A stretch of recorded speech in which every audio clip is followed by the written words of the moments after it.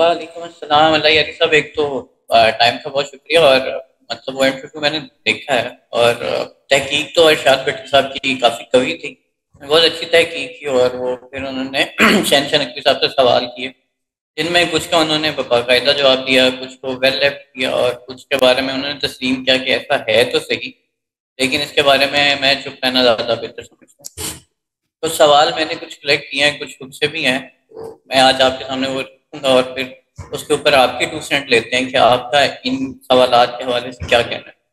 تو اگر آپ کہیں تو پھر شروع کریں. جی سر، تھینک یو سو مچ. تو یہاں پہ اس پروگرام کا مقصد یہ ہے کہ جو سوالات انہوں نے کیے ہیں آپ ان کو ریز کریں، انہیں اگر کوشش کریں انہی الفاظ کے ساتھ، انہی انداز کے ساتھ جو انہوں نے بھٹی صاحب نے ریز کی فرمایا، تو آپ کی بڑی مہربانی ہوگی. Thank you sir. اور مجھے لگتا ہے کہ آج کے اس پروگرام میں ہم سب سوالات کو ہم کور نہیں کر سکیں گے، کیونکہ میرے جواب کچھ میں اس میں تفصیل ہوتا ہے، میں کتابیں وغیرہ شاید دکھا دوں، حوالہ جات دکھا دوں. تو اگر ہم سب سوالوں کو کور نہ کر سکے تو انشاءاللہ ٹمارو فرائیڈے کو، جمعے والے دن انشاءاللہ آپ شاید پروگرام رکھ لیں تاکہ بقیہ سوالات کو کور کیا جا سکے. جی سر، بسم اللہ کریں. بسم اللہ الرحمن الرحیم. اچھا سر، اللہ یاری صاحب، سب سے پہلا تو سوال یہ تھا کہ شیعہ مسلک ہے یہ وجود میں کب آیا؟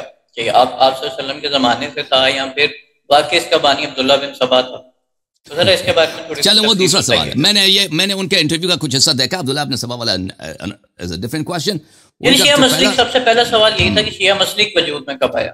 تو شیعہ مسلک دیکھیں، شیعہ مسلک یہ ہے کہ اہل بیت طاہرین علیہم السلام کی اتباع رسول صلی اللہ علیہ وسلم کی طرح، اور ان کے بعد رسول صلی اللہ علیہ وسلم کی طرح ان کی اتباع کیا جائے. تو یہ تو اللہ نے بھیجا ہے، اسلام کے اس کے علاوہ کسی چیز کا نام ہی نہیں ہے. یوم اول سے دیکھیں جب اللہ تعالیٰ نے حبیب صلی اللہ علیہ وسلم کو مبعوث فرمایا تو انہوں نے یہی حکم دیا. یہ کتاب ہے مسند احمد ابن حنبل بتحقیق الشیخ احمد محمد شاکر، جزء اول. یہاں پر حدیث یوم الدار ہے. حدیث یوم الدار کا کیا مطلب ہے کہ ابتدائی بعثت میں جب یہ آیا حضرت نبی کریم صلی اللہ علیہ وآلہ وسلم پہ نازل ہوئی، وانذر عشیرتک الاقربین، کہ اپنے قریبی رشتہ داروں کو آپ انذار کیجئے، ان کو دعوت اسلام دے دیجئے. جب یہ آیہ نازل ہوئی ہے، یہ دیکھیں حدیث نمبر ہے 883، حدیث نمبر 883 کے ذیل میں احمد محمد شاکر پر اسناد و حسن، اسناد اس کی سند بھی جو ہے حسن ہے، حجت ہے، صحیح کے اقسام میں سے ہے. وہ امیر المؤمنین علیہ السلام سے روایت کرتے ہیں کہ جب یہ آیہ نازل ہوئی ہے وَأَنذِرْ عَشِيرَتَكَ الْأَقْرَبِينَ، ابھی مکے میں رسول اللہ صلی اللہ علیہ وسلم نے نبوت اپنا عام نہیں فرمایا تھا، یہ بہت پہلے کی بات ہے، ابتدائی بعثت کی بات ہے. تو جمع النبی صلی اللہ علیہ وآلہ اہل بیتہ فاجتمع 30، نبی صلی اللہ علیہ وسلم نے اپنے اہل بیت کو وہاں پہ حضرت ہاشم علیہ السلام کی اولاد کو جمع کیا. 30 لوگ تھے، سب نے کھانا کھایا، اور سب نے وہاں پہ جو ڈرنک ان کو دودھ وغیرہ پلایا جاتا تھا پلایا. پھر انہوں نے فرمایا من یضمن عنی دینی و مواعیدی و دینی و یکون معی فی الجنہ و یکون خلیفتی فی اہلی. آپ میں سے کون ہے جو میرے دین میں آ جائے، میری دعوت کو قبول کرے اور میرے وعدوں کی تصدیق کرے، اور پھر میرا خلیفہ و جانشین، میرے بعد میرا خلیفہ و جانشین ہو. تو اس وقت ایک شخص جس کا انہوں نے نام نہیں لیا، شریک نے نام نہیں لیا، قال انت بحران من یقوم، و آپ تو بہت ہی بڑے آدمی ہیں، ہم کیسے کر سکتے ہیں. فعرض عن ذلك فعرض ذلك على اہل بیتہ، رسول صلی اللہ علیہ وسلم نے پھر اہل بیت کو اس بات کی طرف دعوت دی ہے. فقال علی علیہ السلام انا، علی علیہ السلام نے عرض کیا کہ میں، ٹھیک ہے نا. اس کے علاوہ یہ دوسرے کتب بھی موجود ہے، مثلا کتاب سنن میں، کتاب سنن الکبریٰ احمد ابن شعیب نسائی کی جو ہے اس میں دوسری سند کے ساتھ ایک دوسرے انداز سے مروی ہے. یہاں پر یہ قطر میں یہ کتاب چھپی ہے، ملاحظہ کریں، ذکر الاخوہ، حدیث اخوت میں یہاں پر یہ حدیث ہے کہ ان رجلا قال لعلی علیہ السلام، ایک شخص نے امیر المؤمنین علی علیہ السلام سے عرض کیا لما ورثت ابن عمک دون عمک، آپ کیسے رسول صلی اللہ علیہ وسلم کے وارث بنے، حالانکہ چچا موجود تھے، عباس موجود تھے، وہ نہیں بنے. تو انہوں نے کہا امیر المؤمنین علیہ السلام نے کہ رسول اللہ صلی اللہ علیہ وسلم نے تمام بنی مطلب کو جمع کیا، اور ان کے لیے ایک متعام ہوتا ہے 1 کلو سے بھی کمتر، 1 کلو سے کمتر انہوں نے کھانا سب کے لیے بنایا. سب وہاں اتنے لوگ آئے تھے، سب نے وہ کھانا کھا لیا، کھانا کم نہیں ہوا، تو اعجاز رسالت تھا. اور پھر وہاں پہ ان کو دودھ کا ایک چھوٹا سا ظرف تھا، برتن تھا، اس میں سے سب نے پیا، دودھ بھی کم نہیں ہوا.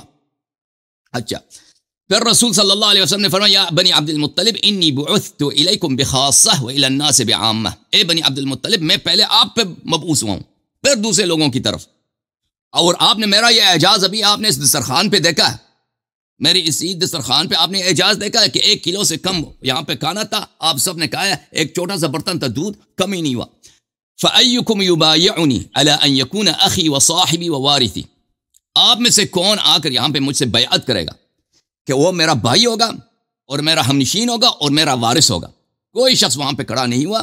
فَقُمْتُ إِلَيْهِ وَكُنْتُ أَصْغَرَ الْقَوْمِ, میں کھڑا ہو گیا, میں نے عرض کیا یا رسول اللہ, میں, اور سب سے چھوٹا میں تھا.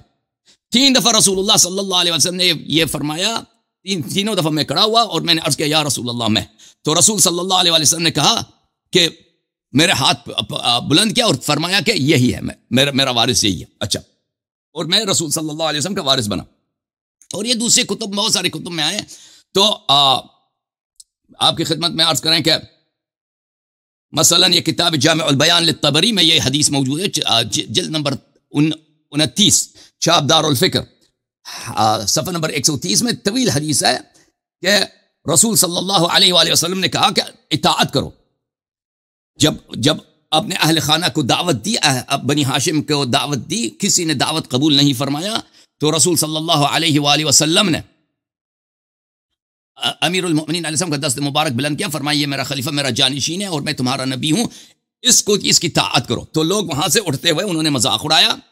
فقال القوم يضحكون ويقولون لأبي طالب قد أمرك أن تسمع لابنك وتطيع. ابو طالب, رسول صلی اللہ علیہ وآلہ وسلم نے تجھے حکم دیا ہے کہ تم اب آج کے بعد اپنے بیٹے کی طاعت کرو. وہ مذاق اڑاتے ہوئے, نبی صلی اللہ علیہ وسلم کی بات کا مذاق اڑاتے ہوئے اٹھ کے. تو یہ بہت ساری کتب میں اختصار کے ساتھ, کیونکہ یہاں پر میری اگر صرف ہم اسی حدیث پہ بات کریں تو 1-2 گھنٹے بعد ہو سکتی ہے, لیکن اختصار کے طور پر کہ آغاز نبوت ہوا ہے اسی بات سے, طاعت اہل بیت علیہ السلام سے, اور اختتام نبوت بھی اسی سے ہوا ہے کہ رسول اللہ صلی اللہ علیہ وآلہ وسلم نے فرمایا دنیا سے جانے سے پہلے کہ میرے بعد میرے اہل بیت کی تم نے طاعت کرنی ہے. یہ کتاب مسند احمد جلد نمبر 18, یہاں پر ملاحظہ کریں, اس کی حدیث کو نقل کرنے کے بعد کہتے ہیں یہ حدیث صحیح ہے. رسول صلی اللہ علیہ وآلہ وسلم نے اپنی وصیت میں حجۃ الوداع میں فرمایا انی قد ترکت فیکم ما ان اخذتم به لن تذلوا بعدی, میں تمہارے درمیان وہ چھوڑ کے جا رہا ہوں کہ اگر اس کی اطاعت کرو, اس سے تم لے لو, اس سے تم سیکھو, اس سے ہدایت لے لو, کبھی گمراہ نہ ہو جاؤ گے. ایک ہے کتاب اللہ اور ایک ہے میری عطرت, میری اہل بیت. وَإِنَّهُمَا لَن يَفْتَرِقَا حَتَّى يَرِدَ عَلَيَّ الْحَوْض, اور یہ دونوں کبھی ایک دوسرے سے الگ نہیں ہوں گے. قرآن اہل بیت علیہ السلام کے ساتھ, اہل بیت علیہ السلام قرآن کے ساتھ. تو رسول صلی اللہ علیہ وسلم نے اتھارٹی ادا کیا, اور یہ کس پہ اتھارٹی ادا کیا؟ سب سے پہلے صحابہ کو. اپنی وصیت میں وہاں پہ ہم تو نہیں تھے, صحابہ تھے, ابو بکر, عمر, عثمان, طلحہ, زبیر, عائشہ, کہ ان سب پہ واجب ہے اہل بیت طاہرین علیہ السلام کی اتباع اور ان سے اخذ کرنا اور ان سے سیکھنا, اور وہ قرآن کے ساتھ ہے, قرآن ان کے ساتھ ہے, وہ کبھی ایک دوسرے سے الگ نہیں ہوں گے, اور وہ معصوم ہے قرآن کی طرح, ان کی اتباع قرآن کی طرح واجب. تو یہ حدیث میرے محترم ناظرین بہت متواتر ہے, اس کے بہت زیادہ طرق ہیں. یہ رسول صلی اللہ علیہ وآلہ وسلم کے جملے. اور اس کے بعد ابھی میرا ایک مناظرہ ہوا تھا, شاید آپ نے کنڈکٹ کیا تھا, کسی اور نے, طارق بھائی نے, مجھے یاد نہیں, وہ ایک مولوی صاحب آئے تھے, ائمہ اثنا عشر پر نصوص, 12 اماموں پر نصوص مخالفین کے کتب سے, کیا منصوص من اللہ ہیں یا نہیں ہے. تو اس پہ میں نے بہت سارے احادیث دکھا دیے تھے کہ رسول صلی اللہ علیہ وسلم نے فرمایا کہ میرے بعد 12 خلفاء ہیں. الخلفاء میں یہ کتاب بخاری ہے, ملاحظہ کریں, یکون 12 امیرا, رسول صلی اللہ علیہ وسلم نے فرمایا اس امت کے 12 امیر ہیں, 12. اور کتاب مسلم میں ملاحظہ کریں, چاپ دار الفکر, یہاں پر رسول صلی اللہ علیہ وسلم نے فرمایا ان هذا الامر لا ينقضي حتى يمضي فيهم 12 خلیفہ, 12 خلیفہ. تو یہ حدیث متواتر ہیں, بہت کثرت کے ساتھ ہے. تو ائمہ اثنا عشر علیہ السلام کی اتباع, اہل بیت طاہرین علیہ السلام کی اتباع, اور ان کی طاعت کرنا, اور ان کی دشمنوں سے براءت کرنا, دشمنی کرنا, یہ دین ہی یہی ہے. یہ رسول صلی اللہ علیہ وسلم کا پہلا پیغام, آخری پیغام ہے. اور رسول صلی اللہ علیہ وسلم نے فرمایا کہ میرے بعد تم کبھی گمراہ نہ ہو جاؤ گے اگر ان کی اطاعت کرو. تو یہ تشیع کس چیز کا نام ہے؟ تشیع اس چیز کا نام ہے. جی سر, اللہ آپ کو سلامتی دے. میں ذرا چاہتا ہوں کہ ٹائم ضائع نہ ہو اور مختصر وقت میں زیادہ جامع جوابات دوں. جی سر, سوال کریں. آپ نے اچھا آپ نے بڑی تفصیل جو ہے نا اطاعت کی جو ہے وہ احادیث بیان کرتی ہیں. بس میرا اس میں اختصار سے چھوٹا سا تھا کہ اگر آپ چھوٹا سا انیکڈوٹ دے دیں کہ جو شیعہ ہیں یا باقاعدہ جو فالوورز تھے حضرت علی سلام رضی اللہ تعالیٰ عنہما کے, وہ اس کا ریکارڈ کہاں سے ملتا ہے؟ یعنی کہ شیعہ کتب کے حوالے سے تو یہ ہے نا کہ وہ عبداللہ بن سبا تھا، لیکن آپ ذرا اس میں ذرا تھوڑا سا وہ ایڈ کر لیں کہ اس کی آغاز کہاں سے ہے؟